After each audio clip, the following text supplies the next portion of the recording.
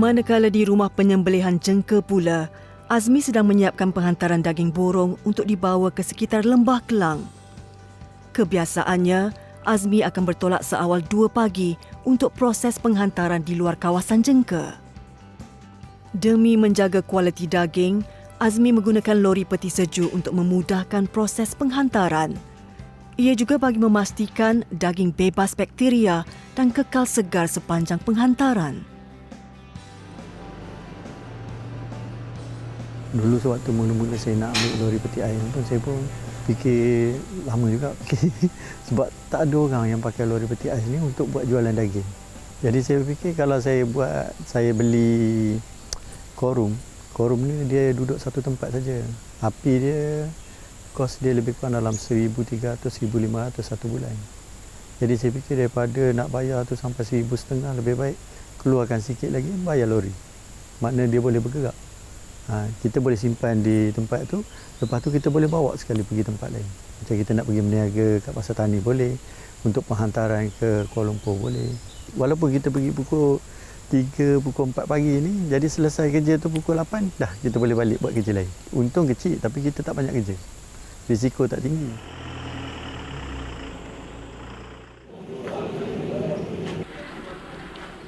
Seperti Azmi, Ahmad Don juga sedang sibuk dengan tugasannya. Bagi hidangan sup kali ini, Ahmad Don hanya memerlukan 1 kepala lembu sesuai dengan bilangan tetamu yang dijemput ke majlis.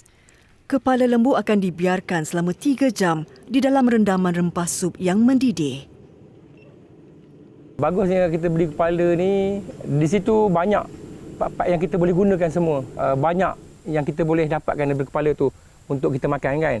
Hanya buang tulang sahajalah. Sebab kita dari segi kulit, lidah dia, mata dia pun, daging dia pun banyak. Boleh lagi otak tu memang sedap dalam tu kalau tak ada keluarkan kan lah. Jadi itulah untungnya kalau orang boleh buat kepala ni. Boleh dia olahkan dia jadi menu kan. Isi dia lah untuk kita buat makan. Kini giliran Harrison pula untuk memasak hidangan kari kepala lembu. Bahan tumisan dimasukkan beserta daun kari dan bawang ditumis sehingga pecah minyak. Kemudian bahan utama seperti rempah ratus kari yang diadun pekat dicurah memberikan aroma kari yang mengasyikkan. Penyediaan menu kari dan sup kepala lembu sangat berbeza. Kari tu kita lapah, buang dulu kulit dia sebab dia tak macam sup. Kulit tu kita boleh ni sebab rebus terlampau lama. Macam kari ni kita masak dengan ialah santan kan, maknanya tak sesuai. Lapah kulit, buang kulit, ambil dia punya itulah bahagian ni, tulang dengan isi je lah. Baru masukkan kepala lembu ni tadi yang dah dipotong lah, tak masuk seketul macam tu. Macam otak tu pun kita keluarkan dulu kan, maknanya masak ni dulu, maknanya otak tu masukkan sekali tapi lambat. Kalau masuk awal nak lembutkan tu nanti otak tu jadi hancur. Kepala lembu yang siap direbus selama beberapa jam kini hampir siap dimasak. Ahmad Don memastikan setiap isi di bahagian kepala lembu yang direbus menjadi empuk sekaligus mudah untuk dimakan. Rasa sama je sebenarnya. Daging ni, kepala dengan daging biasa ni sama je. Tapi kita yang biasa rasa ni ada nikmat. Lagi lebih nikmat dia daripada daging kepala ni. Di pipi dia, otak dia tu lebih lagi pada daging yang kita biasa makan tu. Bagi orang yang tak biasa makan memang dia rasa geli ataupun dia tengok pada segi kepala tu macam tak sesuai untuk dia kan. Tapi bila dia akan rasa, insya-Allah dia akan rasa lagi, dia bertahu nikmat dia tu macam mana.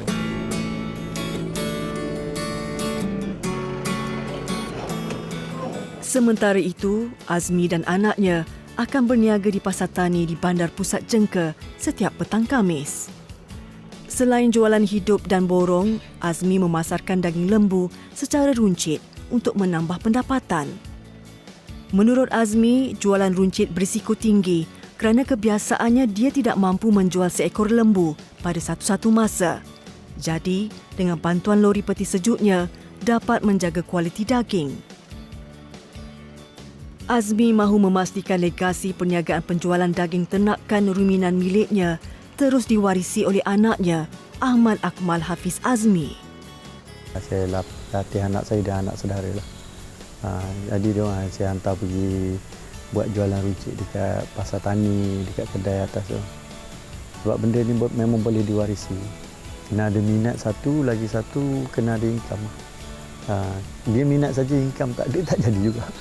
Sebab dia orang nak pergi kerja luar pun dia nak cari income juga. Tapi bila dia tengok walaupun kerja kampung, income dia okey, dia orang minat. Dari situ baru dia timbul minat.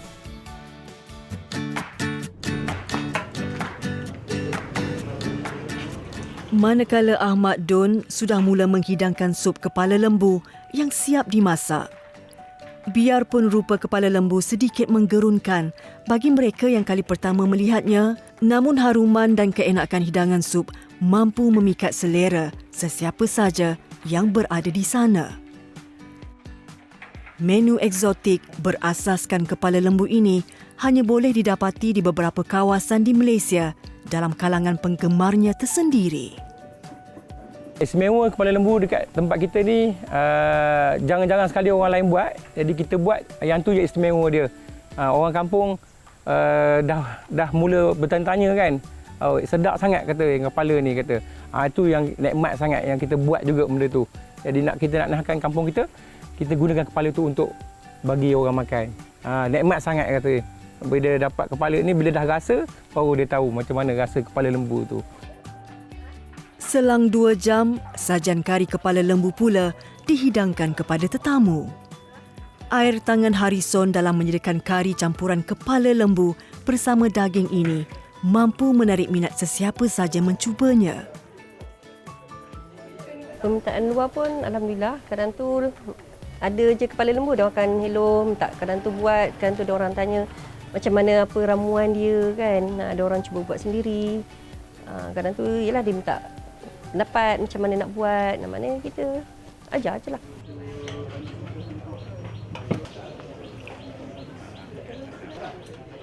Inilah menu wajib dalam kalangan penggemarnya di Felda Sungai Tekam Utara Jerantut setiap kali tibanya majlis keramaian dan sambutan perayaan, terutamanya Aidiladha. Ahmad Don dan Harrison berazam untuk menambah baik menu berasaskan kepala lembu ini pada masa akan datang. Daripada buang saja kepala lembu tu, baik guna juga untuk makan beramai-ramai. Daging di bahagian kepala dengan daging di bahagian badan ni memang berbeza sebenarnya. Dari segi rasa dia, dari segi kekenyalan dia, kan. Apabila dibakar pula lagi ni tadi, mengeluarkan aroma yang lain daripada yang lain. Rempahnya apa semua. So, memang rasa tu kira amat berbezalah dengan sup-sup biasa.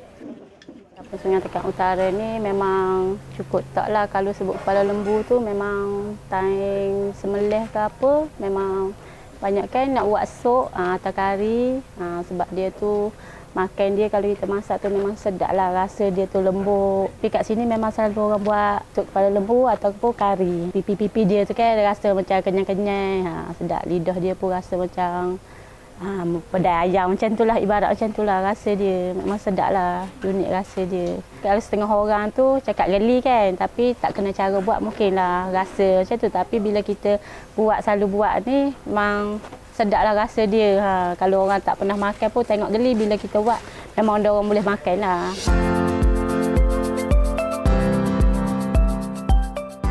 Kisah pengorbanan keluarga Nabi Ibrahim alaihissalam menjadi lambang keimanan dan ketaatan yang tinggi seorang hamba dalam menyahut perintah ilahi. Hikmah dari kisah agung ini mengajar umat Islam untuk melepaskan dan mengorbankan mereka yang paling disayangi. Kisah pengorbanan Farisha dan haiwan kesayangannya, Boboy, menjadi bukti kasih mereka dalam mencari redha ilahi. Turut menyingkap rahsia resepi turun-temurun menggunakan haiwan ternakan bagi ibadah korban. Sekali pandang, menggerunkan apabila melihat kepala lembu dibuat sup dan kari. Menu eksotik ini mampu memberi pengalaman berbeza buat sesiapa yang mencubanya. Tiada gambaran yang dapat dilafazkan sehinggalah merasai sendiri keenakan dan keistimewaan menu kepala lembu ini.